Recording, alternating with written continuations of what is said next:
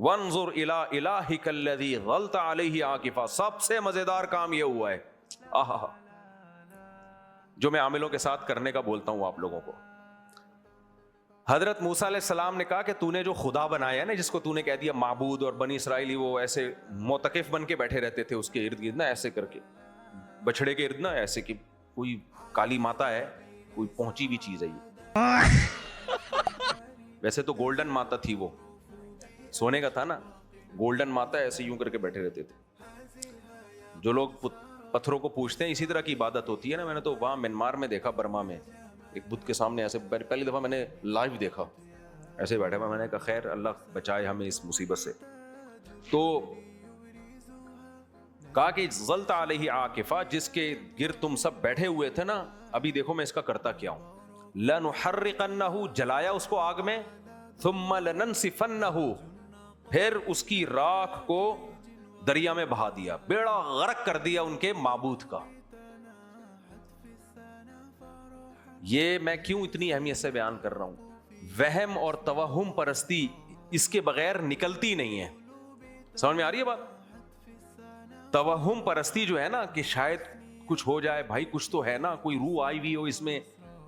تو یہ جو عامل لوگ کہہ رہے ہوتے ہیں نا یہ جادو ہے تمہارے اوپر اور میں یہ کر دوں گا, میرے ہاتھ میں جنات ہیں اور میرے پاس موکل ہیں اور میرے پاس ہمزاد ہیں اور میں یہ کر دوں گا اور میں وہ کر دوں گا, تو آپ نے میرے بیان سنے ہوئے ہوتے ہیں, آپ کہتے ہیں نہیں مفتی صاحب نے کہا ہے عاملوں سے متاثر نہیں ہونا چاہیے. لیکن یار جادو تو برحق ہے نا.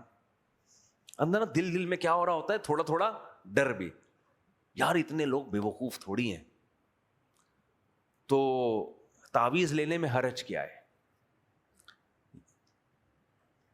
یا پھر یہ کہ ایسا نہ ہو کہ کچھ نقصان ہو جائے, یہ موکل بھیج دے. اس کا حل یہی ہے, اب آگ میں تو پھینک نہیں سکتے, گورنمنٹ کی طرف سے پابندی ہے, نہ اس کو جلا کے, وہ تو ہندو کرتے ہیں, وہ جلا کے ایسے کر دیتے ہیں. آپ نے رکھ کے کیا مارنا ہے, چماڑ. بولا تیرے باپ میں دم ہے نا, جتنے موکل, جتنے حمزات, جتنے چڑیلیں, جتنے جن. مسجد میں وہ گالی, مزہ خدا کی قسم یہ مزہ نہیں آ رہا یار, یہ اکیلے میں آنا. یہ جذبات جو ہے نا, یہ پھر قابو پا کے میں بیان کر رہا ہوں, یہ میں ان کی تعظیم کر رہا ہوں, یہ رسپیکٹ دے رہا ہوں.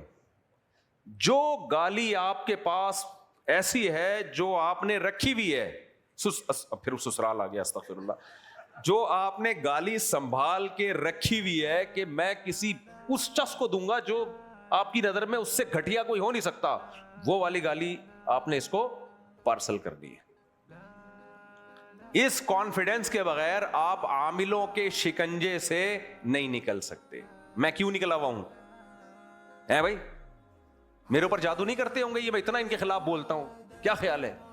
فلیتے پلیتے پڑھائیاں دھمکیاں, پہلے تو قتل تک کی دھمکیاں دیتے رہے مجھے, تو میں اور ان کے خلاف ابے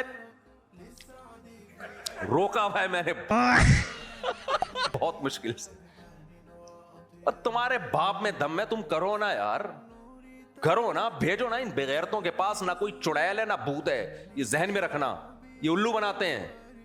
اور میں پھر کانفیڈنٹلی کہہ رہا ہوں, میں 2 نمبر عاملوں کے خلاف نہیں ہوں, یہ یاد رکھنا. میں ان کے خلاف ہوں جن کو تم 1 نمبر سمجھتے ہو. 2 نمبروں کو تو میں لفٹ ہی نہیں کراتا, وہ تو لفٹ تو ان کو بھی نہیں کراتا, لیکن ان پہ بولتا بھی نہیں ہوں میں ان کے خلاف. یہ جو کہتے ہیں نا مفتی صاحب ایکچولی 2 نمبر لوگ بھی بہت ہیں, بھائی 2 نمبر ہی ہیں. عملیات کر کے کہ اوپر کی کھوپڑی بالکل 180 ڈگری پہ گھوم گئی ہوتی ہے. ویسے تو 180 پہ گھوم کے واپس نہیں آ جائے گی, 90 نہیں سوری, 180 پہ صحیح ہے, وہ 360 ہوتے ہیں. لیکن ویسے بھی اگر 360 پہ گھوم کے واپس آئے تو وہ والی کنڈیشن تو نہیں ہے نا, یہ تو گھوم کے واپس آئی ہے نا. تو 180 فی الحال ہم 180 سمجھ آسانی سے آ جاتے, 360 پہ گھماؤں گا تو وہ پھر سمجھے گا کہ میں ٹھیک ہو گیا ہوں گھوم کے. تو 180 ٹھیک ہے. تو یہ عملیات کرتے ہیں, کسی نے ان کو بتا دیا ہوتا فجر کے بعد یہ پڑھو, ظہر کے بعد یہ پڑھو, کر رہے ہوتے ہیں. تو اس سے کیا ہو جاتی ہے, کھوپڑی کھسک جاتی ہے, پاگل ہو جاتے ہیں. میں نے نیک لوگوں کی بات کر رہا ہوں, وہ پاگل ہو گئے ہیں.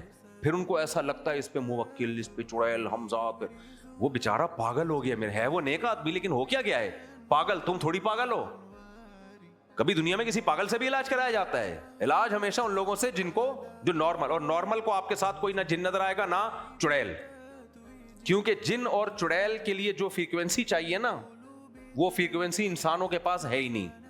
اگر اس کو نظر آ رہا ہے اس کا مطلب اس کی فریکوینسی کیا ہو گئی ہے؟ آؤٹ ہو گئی ہے. اس کو کیا کرنا ہے؟ ایڈجسٹمنٹ کی ضرورت ہے اس کو.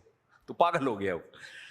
تو میرے سے سیکھو یار, میں صبح و شام ان کو گالیاں دیتا ہوں, تمہارے میں دم ہے تو تم آؤ اور کچھ کرو.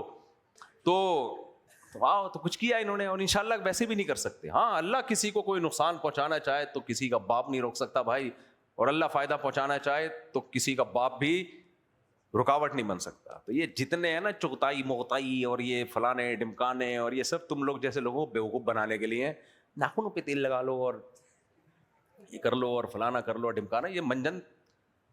اور میرے سامنے آ کے خدا کے لیے مت تعریفیں کیا کرو, میں بہت مشکل سے اپنے آپ کو روک کے رکھوں.